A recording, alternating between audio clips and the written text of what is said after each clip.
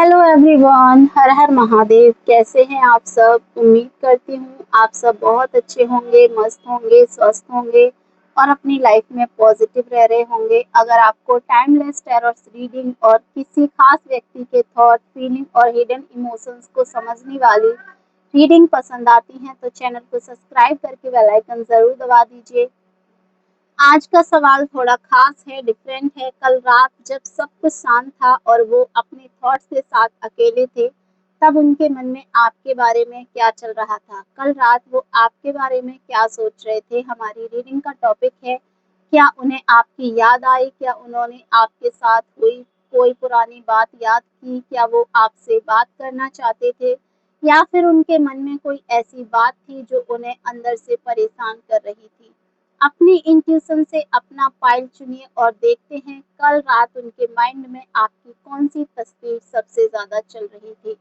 सबसे पहले कार्ड निकालेंगे पाइल 1 के लिए। जिन्होंने भी पाइल 1 चुना है, अपने पर्सन का मन में 3 बार नाम लें, उनकी एनर्जी से कनेक्ट करें और अपने गार्डियन एंजल से कहें कि जिस व्यक्ति के बारे में आप ये रीडिंग देख रहे हैं, उनकी एनर्जी को यहाँ पॉजिटिव वे में रिप्रेजेंट करें।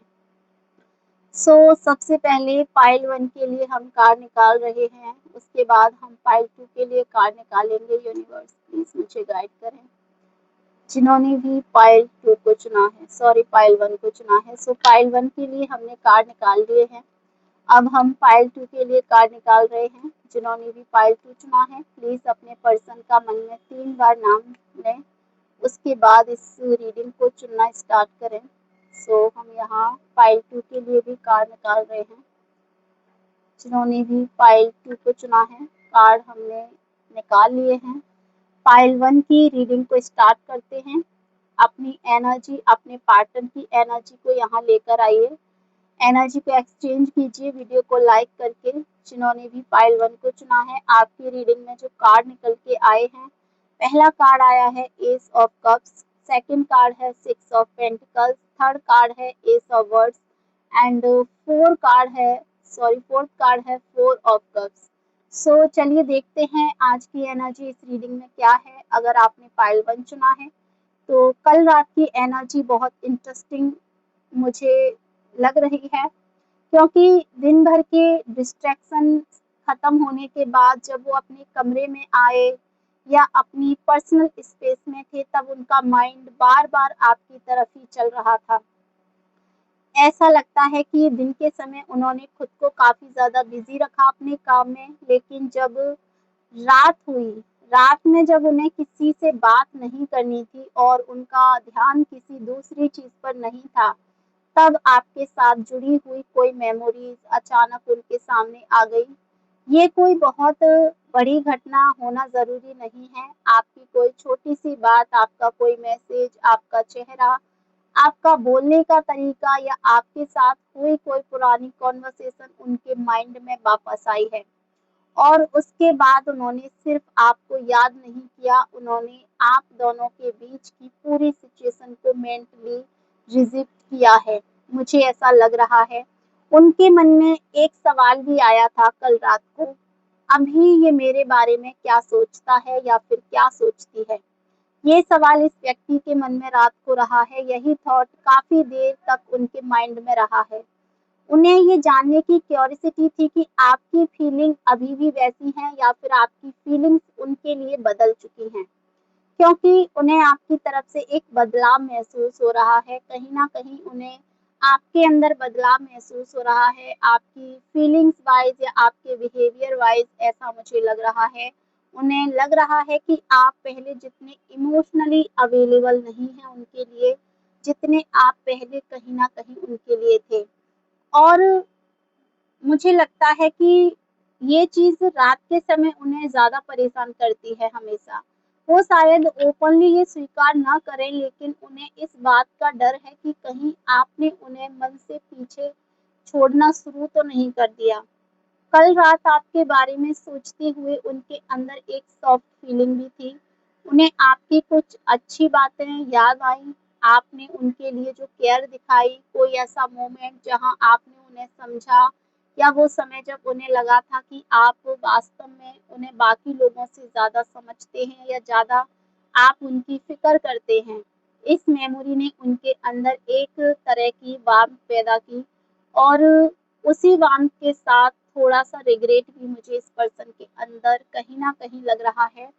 उनके मन में ये भी चल रहा था कि अगर उन्होंने कुछ चीज़ें अलग तरीके से हैंडल की होती तो शायद सिचुएशन इतनी कॉम्प्लिकेटेड आप दोनों के बीच में नहीं होती। यानी कल रात उनका थॉट सिर्फ़ मुझे इनकी याद आ रही है तक सीमित नहीं था। उसमें क्या मैंने कुछ गलत किया? ये वाला सवाल भी कहीं न कहीं था। बहुत ज़्यादा आपके बारे में बैठे-बैठे सोच रहे थे। आपकी तरफ से एनर्जी इस समय थोड़ी शांत मुझे लग रही है। आप शायद सामने वाले को लेकर सोचते हैं, लेकिन अब हर बार अपनी फीलिंग्स दिखाना ज़रूरी आप नहीं समझते हैं और सामने वाला इसी साइलेंस को पढ़ने की कोशिश भी कर रहा है। उसे लग रहा है कि शायद आप उससे कुछ एक्सपेक्ट कर रहे हैं, लेकिन बोल नहीं रहे। इस वजह से कल रात उनके माइंड में एक इमेजिनरी कॉन्वर्सेशन भी चली।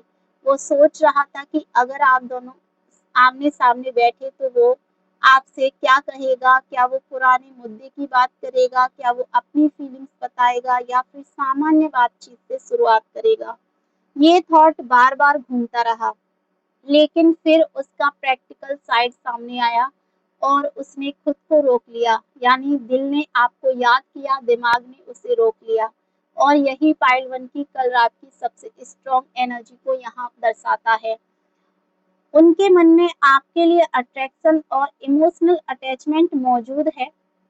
आप उनके लिए कोई रैंडम थॉट नहीं थे, आप वो थॉट थे जिस पर वो कुछ समय के लिए रुक गए और शायद सोने से पहले उनके मन में आखिरी सवाल यही था, क्या हमारे बीच अभी भी कुछ बाकी है या हमारे बीच सब कुछ खत्म हो गया है?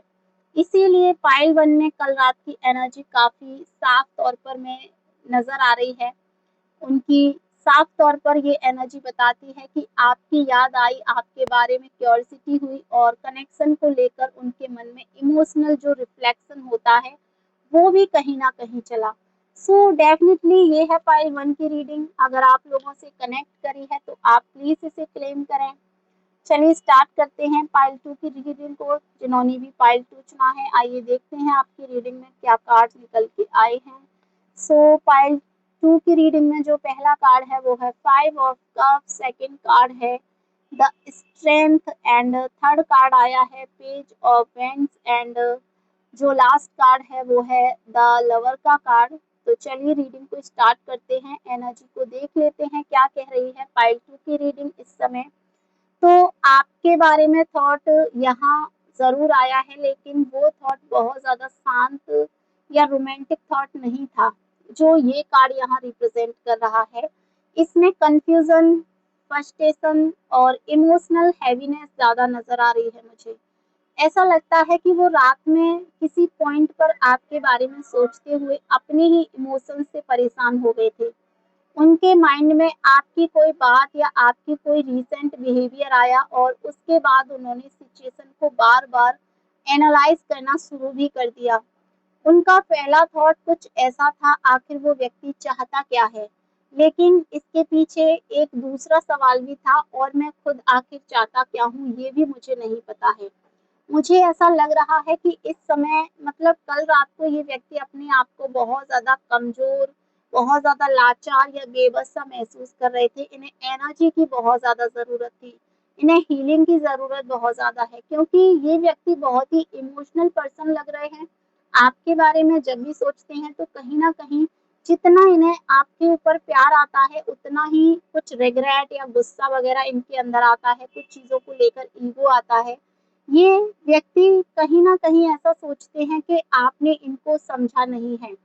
हालाँकि वो आपको नेगेटिव वे में बिल्कुल भी नहीं देख रहे हैं, बल्कि वो मुझे लगता है कि आपसे किसी बात से खफ़ा हैं।